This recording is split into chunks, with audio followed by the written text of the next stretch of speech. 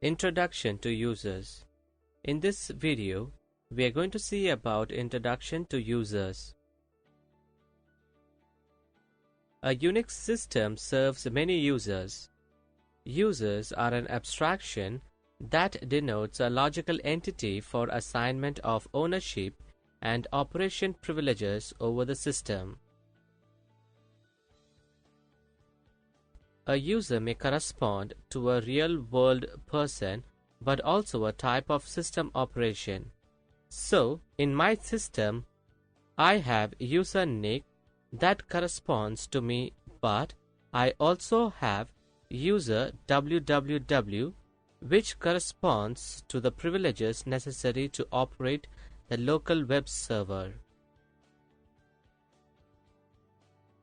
Unix doesn't care about what the user means for me. It just knows what belongs to any given user and what each user is allowed to do with any given thing, that is a file, program, device, etc. on the system. Unix identifies each user by a user ID, that is UID, and the username or login such as nick, and www is just an alias to the UID that makes human more comfortable. Every user is assigned a unique user ID number, that is UID. UID 0 identify as root. User accounts normally start at UID 500, that is Red Hat, or 1000 Debian. Users' names and UIDs are stored in /etc/password file. Users are assigned a home directory and a program that is run when users are logged in, that is usually a shell. Users cannot read, write, or execute each other's files without permissions.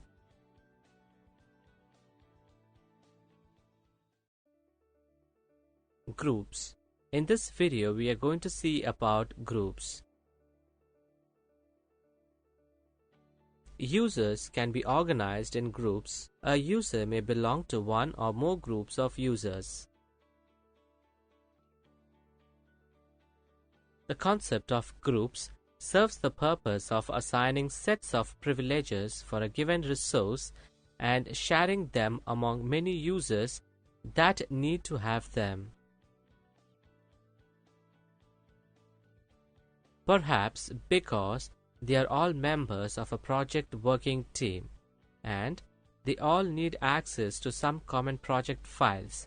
So on my system, user Nick and user www both belong to the group Perfect. This way, they can have some shared privileges over the files for this site. User Nick needs them to edit the site, and user www needs them to manage the web server that will be publishing the site. Users are assigned to groups. Every group is assigned a unique group ID number, that is GID. Groups names and GIDs are stored in /etc/group file. Each user is given their own private group. By default, the group name is saved as their usernames. For example, user Mitesh is a member of group Mitesh and by default is the only member of that group. User can be added to other groups for additional access. All users in a group can share files that belong to the group.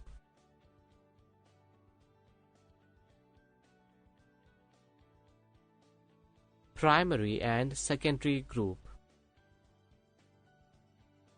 A user's primary group is defined in the /etc/password file. A user's secondary groups are defined in the /etc/group file. The primary group is important because files created by this user will inherit that group affiliation. The primary group can temporarily change by running, where group name is one of the user's secondary groups. The user can return to their original group by typing exit.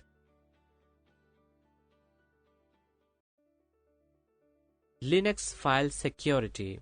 In this video, we are going to see about Linux file security. Every file is owned by a UID and a GID. Every process runs under the authority of a particular user, that is UID, and with the authority of one or more groups, that is GIDs. This is called process security context. Access rights. The Linux security model is based on the one used on Unix systems and is as rigid as the Unix security model and sometimes even more, which is already quite robust. On a Linux system, every file is owned by a user and a group user. There is also a third category of users, those that are not the user owner and don't belong to the group owning the file. For each category of users, read, write, and execute permissions can be granted or denied. We already used the long option to list files using the ls/l command, though for other reasons. This command also displays file permissions for these three user categories. They are indicated by the 9 characters that follow the first character, which is the file type indicator at the beginning of the file properties line. As seen in the examples below, the first 3 characters in this series of 9 display access rights for the actual user that owns the file. The next 3 are for the group owner of the file, the last 3 for other users. The permissions are always in the same order: read, write, execute for the user, the group, and the others. For easy use with commands, both access rights or modes and user groups have a code. Access mode codes, user group codes. This straightforward scheme is applied very strictly, which allows a high level of security even without network security. Among other functions, the security scheme takes care of user access to programs. It can serve files on a need-to-know basis and protect sensitive data such as home directories and system configuration files. 3 access categories. process running with the same UID as the file, that is user. Process running with the same GID as the file, that is group. All other processes, that is other.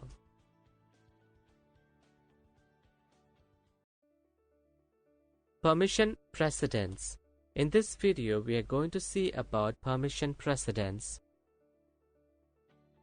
Every file on the system has associated with it a set of permissions. Permissions tell Unix what can be done with that file and by whom. There are three things you can or can't do with a given file: read it, write, that is modify it, and execute it. Unix permissions specify which of the above operations can be performed for any ownership relation with respect to the file. In simple terms, what can the owner do? What can the owner group do? And what can everybody else do with the file? For any given ownership relation, we need 3 bits to specify access permissions. The first to denote read, that is R access, the second to denote W, that is access, and the third to denote execute, that is X access. We have 3 ownership relations: owner, group, and all. So we need a triplet for each, resulting in 9 bits. Each bit can be set or clear, that is not set. We mark a set bit by its corresponding operation letter, that is R, W, or X, and a clear bit by a dash, and put them all on a row. An example might be R, W, X, R, X, R. What this means is that the owner can do anything with the file, but group owners and the rest of the world can only read or execute it. Usually in Unix, there is also another bit that precedes this 9-bit pattern. You do not need to know about it, at least for the time being. So, if you try ls L on the command prompt, you will get something like the following. The first column here shows the permission bit pattern for each file. The third column shows the owner, and the fourth column shows the owner group. By the time the information provided by ls L should be enough for you to figure out what each user of the system can do with any of the files in the directory. Process running with the same UID as the file. User permissions applies. Process running with the same GID as the file. Group permissions applies. Process running with a different UID and GID, then other permissions applies.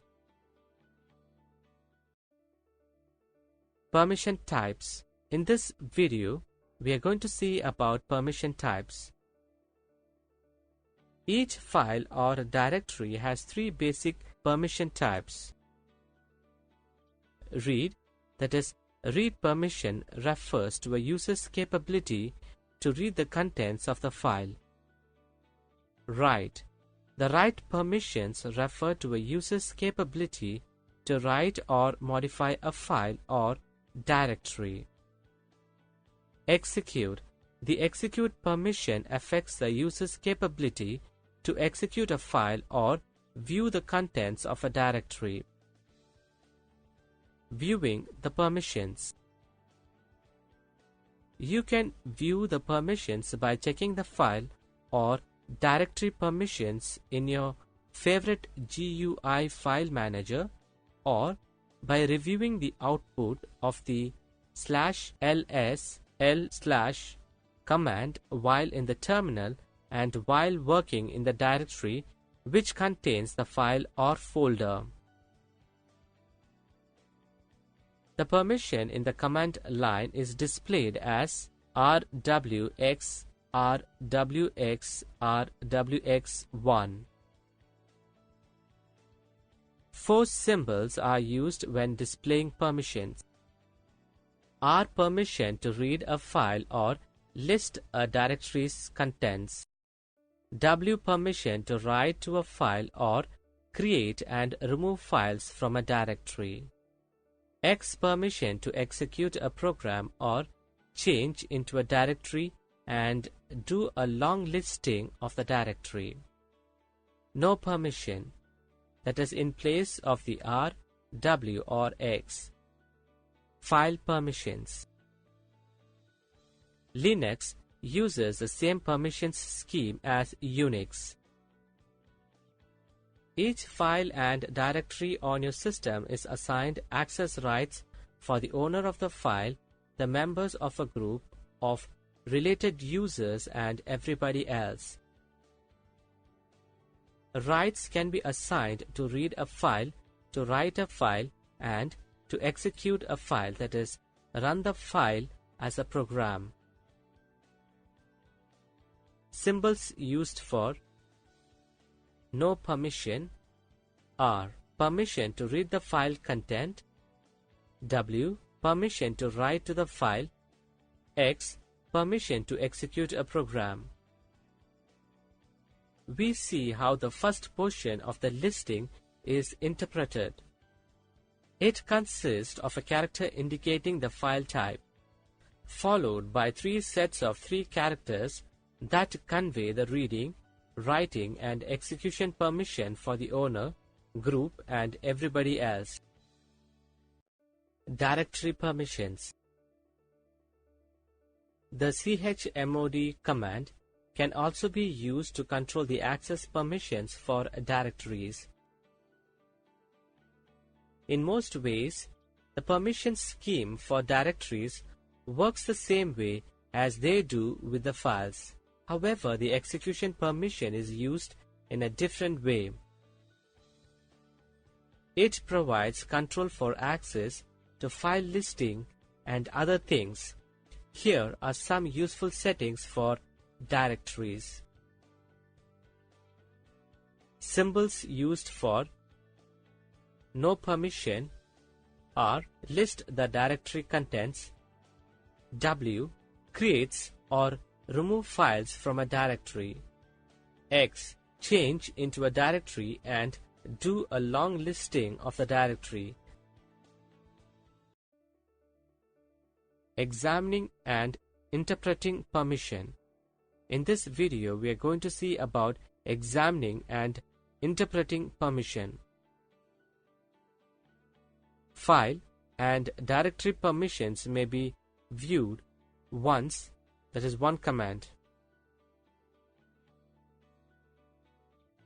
File type and permissions represented by a 10-character string. Interpreting permissions. Read, write, and execute for the owner, Anderson. Read and execute for members of the trusted group,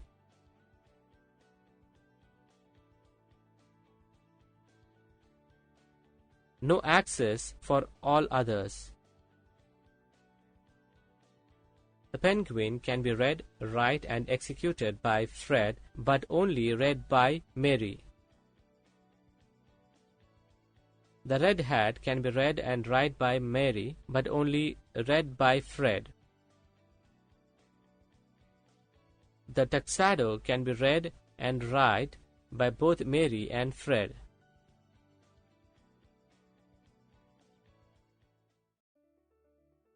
Changing file ownership.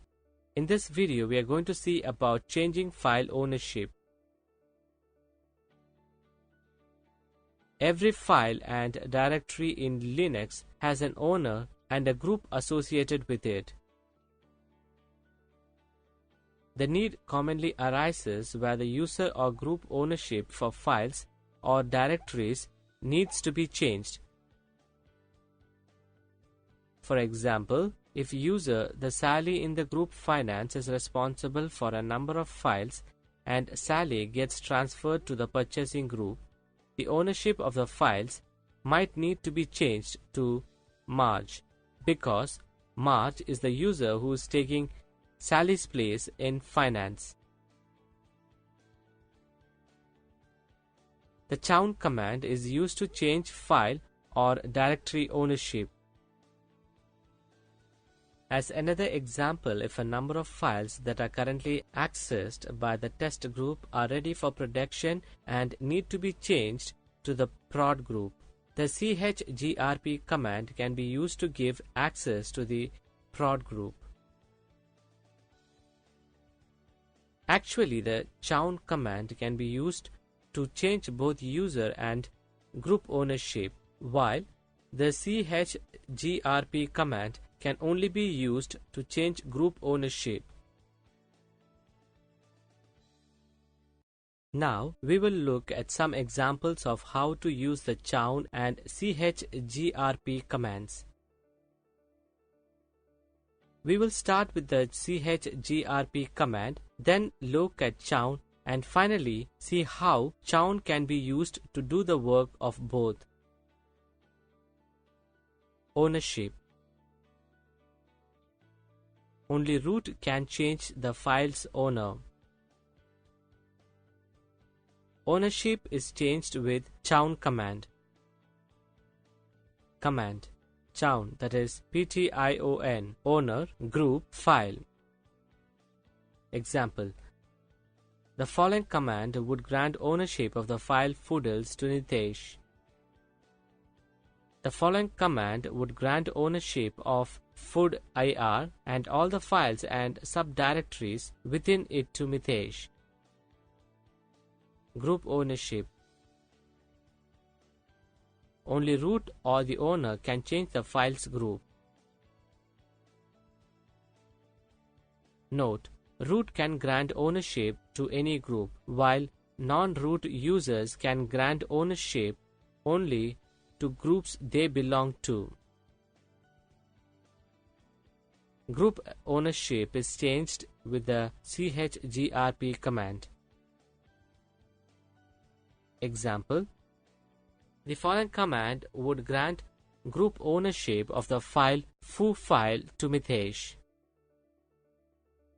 The following command would grant group ownership of food.ir and all the files and subdirectories within it to Mitesh. Changing permissions. Numeric method. In this video, we are going to see about changing permissions numeric method. Numeric method. Numeric method for representing Unix permissions is an octal, that is based 8 notation as shown by state -c%a. This notation consists of at least 3 digits.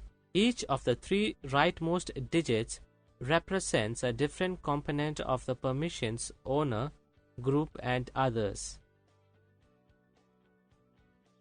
This notation consists of at least 3 digits. Each of the 3 rightmost digits represents a different component of the permissions owner, group, and others. If a 4th digit is present, the leftmost, that is height order, digit addresses 3 additional attributes: the set UID bit, the set GID bit, and the sticky bit. Each of these digits is the sum of its component bits in the binary numeral system. As a result, specific bits add to the sum as it is represented by a numeral. The read bit address 4 to its total name, that is in binary 100. The write bit adds 2 to its total, that is in binary 010, and the execute bit adds 1 to its total, that is in binary 001. These values never produce ambiguous combinations. Each sum represents a specific set of permissions.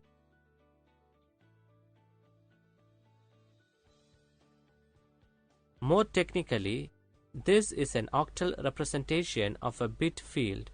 Each bit references a separate permission, and grouping 3 bits at a time in octal corresponds to grouping these permissions by user, group, and others.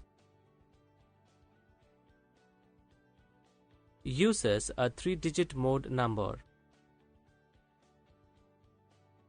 Here is a list of some common settings, numerical values and their meanings. chmod can also set permissions using numbers. Using numbers is another method which allows you to edit the permissions for all 3 owners, group, and others at the same time. This basic structure of the code is this, where XXX is a 3-digit number where each digit can be anything from 1 to 7. The first digit applies to permissions for owner. The second digit applies to permissions for group, and the third digit applies to permissions for all others. Example: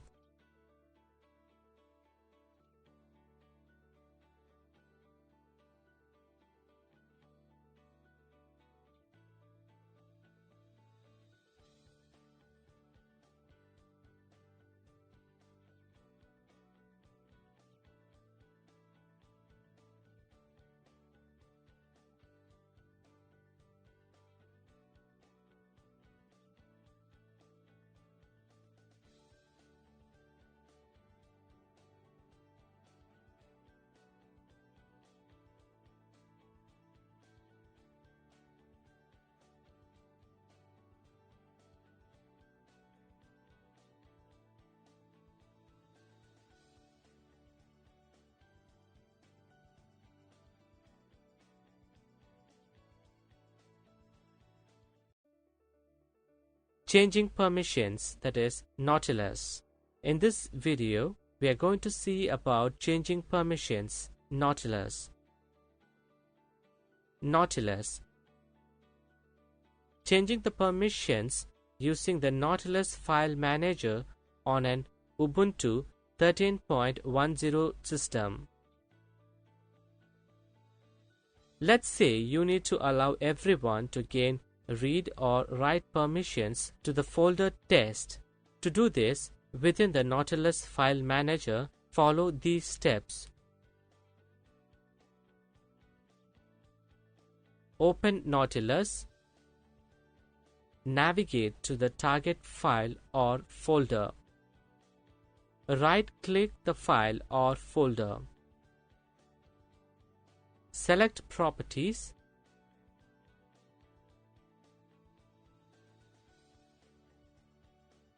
Click on the Permissions tab. Click on the Access Files in the Others section. Select Create and Delete Files. Click Change Permissions for enclosed files.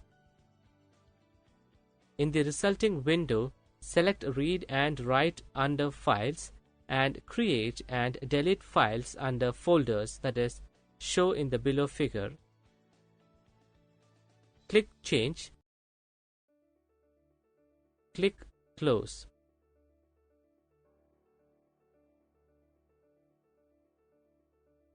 The trick comes when you need to change the permissions of a folder which does not belong to you. It can be done, but Nautilus must be started with admin access. To do this, follow these steps. Open up a terminal window. Issue the commando sudo I. Issue the command Nautilus. The sudo I command gives you persistent access to sudo until you enter the exit command to remove that access. Once Nautilus is open to you and can change the permissions of the folder or file as described above, even if you are not the owner of the folder or file. Note: if you are using a distribution that doesn't use sudo, alter the above instructions too.